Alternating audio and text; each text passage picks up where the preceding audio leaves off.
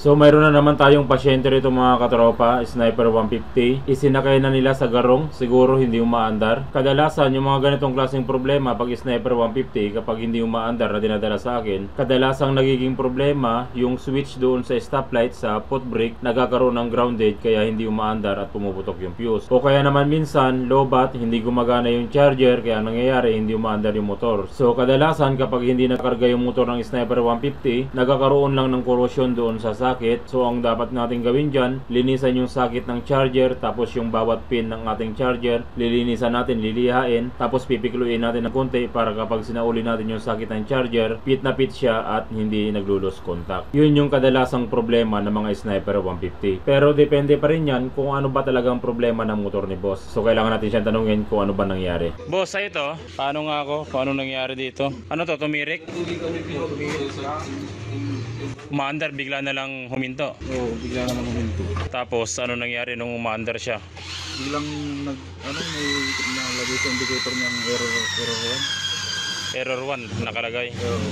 So yung problema pala ng motor ni boss mga katropa, nagkaroon ng error 1 sa panel. Kapag nagkaroon pala ng error 1 sa inyong panel mga katropa, tulad ng Sniper o kahit anong Yamaha ng motor, kapag nagkaroon ng error 1 sa panel, automatic yan, magsha-shutdown yung makina, titigil yung motor, at ang nagiging problema minsan yan, kung hindi wiring, computer box. Kaya tinaguro yan itong Horror 1. Pero wag kayong mag-alala mga katropa, dahil hindi kayo muna magpapalit ng computer box hanggat hindi nyo nagagawa itong bagay na ito, yung ipapagawa ko sa inyo. So kailangan muna natin i-check bago natin i-declare na computer box. Pero mostly mga katropa, kapag good yung wiring, automatic may problema ang computer box. Kaya pag nagkaroon ng error 1, medyo kabahan ka ng konti. Mga 80% na hindi ka kakabahan, pero 20% nakakabahan ka. Pero wag kayong mag-alala, dahil sa video na ito 100% hindi ka nakakabahan dahil alam mo na ang iyong gagawin. Sa video na ito mga katropa, ituturo ko sa inyo yung dalawang klaseng pagtutroubleshoot para maalis yung error 1 at umandar yung motor na Sniper 150 version 2. Para kung sakaling na-encounter mo sa iyong customer yung ganitong klaseng problema, o na-encounter mo sa mismong motor mo yung ganitong klaseng problema, at least alam mo na ang iyong gagawin. 100% solve ang problema.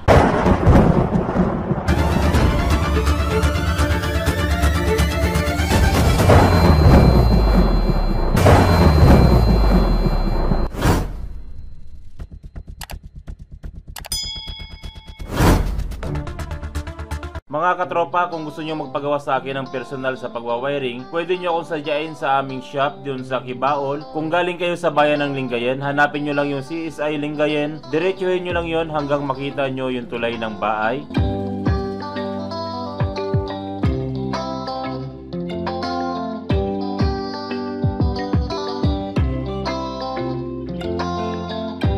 Ito na yung tulay ng bahay, lagpasan nyo lang yung tulay na ito. Pagbaba ng tulay, kumaliwa kayo.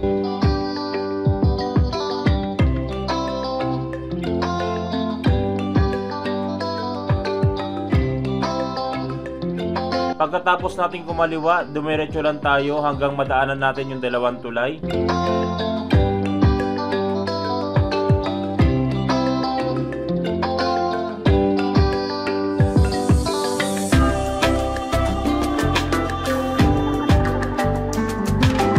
Pagkababa nyo sa tulay na ito, 50 meters, nasa bandang kanan kami.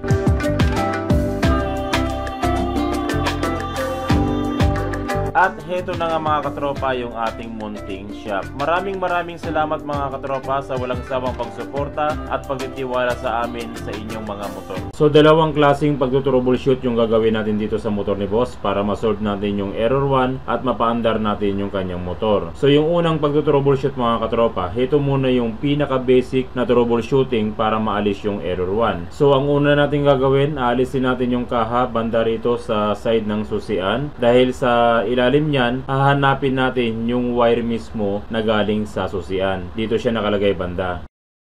So kung heto yung ating susian, yung ignition switch natin, sa ilalim niyan, hahanapin nyo yung kanyang wire. Ito yung wire, tutuntunin nyo yan. Tapos sa wire ng ating susian, mayroon tayong dalawang wire na makikita. Yung unang wire na makikita natin ay red wire. Ito yung common supply na positive na galing ng battery. Tapos yung isa pang wire ng ating susian, kulay brown naman. Ito yung accessory wire ng ating motor. So ang kulay niya ay light brown. Dito siya nakalagay sa socket na ito. So dalawa yung nakasuksok sa socket ng ating light brown. Merong isang light brown din na nakalagay dito. Tapos dyan din nakalagay yung light brown wire na galing mismo ng susian. Nakasuksok sa dyan. So ang unang gagawin natin mga katropa, lilinisin natin lahat ng terminal ng ating wire ng susian. Lilinisin natin lahat, pati yung corrosion. Katulad nito, kung makapapansin nyo mga katropa, namumuti na yung terminal ng ating susian. Meron ng corrosion. Palatandaan na nababad sa tubig yung ating terminal at socket ng susian. So ang gagawin natin dito mga katropa, lilihain natin yung bawat socket at terminal ng ating susian para sa ganon matibay at hindi naglulos yung contact wire ng ating susian.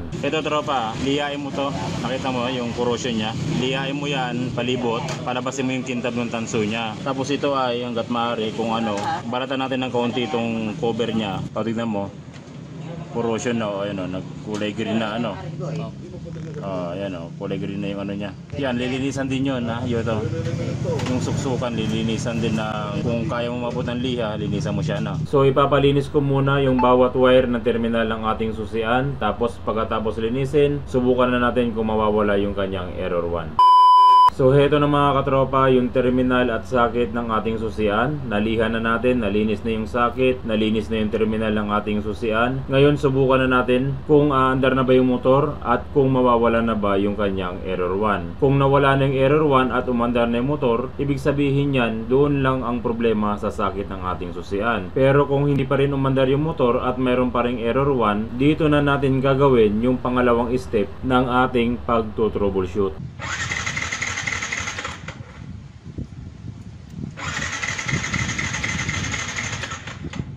So hindi pa rin umaandar yung motor ni boss mga katropa at lumalabas pa rin yung kanyang error 1. So ang ibig sabihin nito, bukod doon sa wire ng kanyang susian na nag-corrosion, mayroon pa rin problema sa motor ni boss. So ipagpapatuloy natin yung ating pagto-troubleshoot at gagawin natin yung pangalawang step ng pagto-troubleshoot para maalis yung kanyang error 1 at umandar na yung motor ni boss. So heto naman yung pangalawang pagto-troubleshoot natin. Dapat alisin natin yung buong kaha ng motor dahil meron tayong gagawin dito sa harness wire. So kapag nilinis na natin yung wire at socket ng ating susian at hindi pa rin nawawala yung error 1, malamang may naputol dito na koneksyon. At kapag error 1 yung problema, ang madalas na napuputol o nagkakaroon ng corrosion dito sa loob ng harness ng wire, yung kulay red na mayroong lining na white. Yan yung madalas na nagkakaroon ng corrosion at madalas na napuputol kaya nagkakaroon ng error 1 yung Sniper 150. Kaya ang gagawin natin dito, bubuksan natin yung kanyang harness, hihiwain natin ng blade at hahanapin natin yung wire na kulay red na mayroong lining na white. Doon tayo magpupokus sa red, white na wire. So ang gagawin natin dito mga katropa, hindi natin lalaslasin yung buong wiring kasi kadalasan yung corrosion o problema ng wire na hinahanap natin, yung red, white wire, madalas siyang maputol o magkaroon ng corrosion dito banda sa malapit sa air cleaner, itong harness na ito. So dito tayo magbabalat ng wire, dito tayo magbubukas malapit sa air cleaner. So gamit yung ating blade cutter, bubuksan natin yung kanyang harness wire. Sisimulan natin dito sa bandang taas. Tapos hihiwain natin pababa hanggang malapit doon sa air cleaner natin.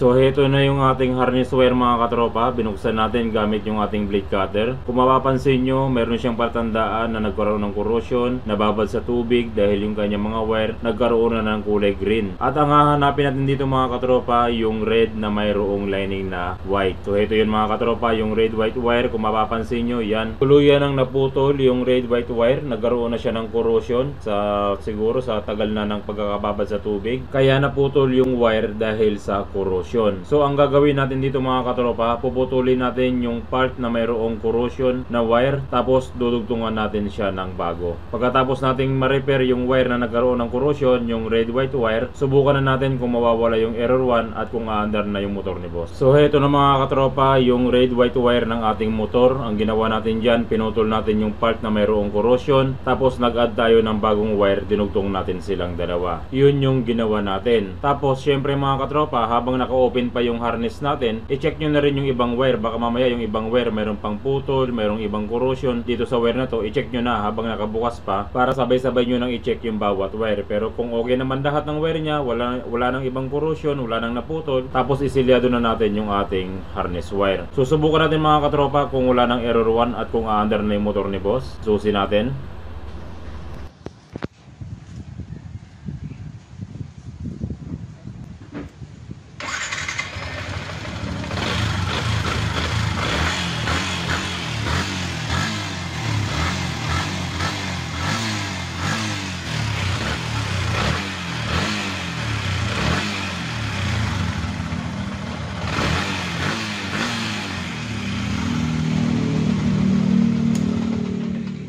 Solve na yung horror 1. Ha?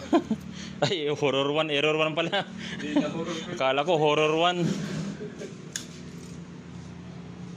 Solve na ang horror 1.